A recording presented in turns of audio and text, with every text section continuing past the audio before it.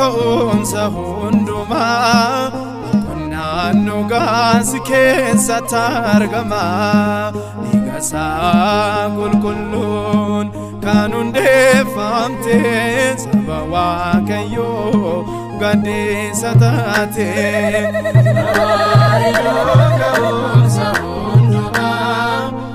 naannoo gaasi keessatti argama dhiiga isaa qulqulluun kan hundeeffamte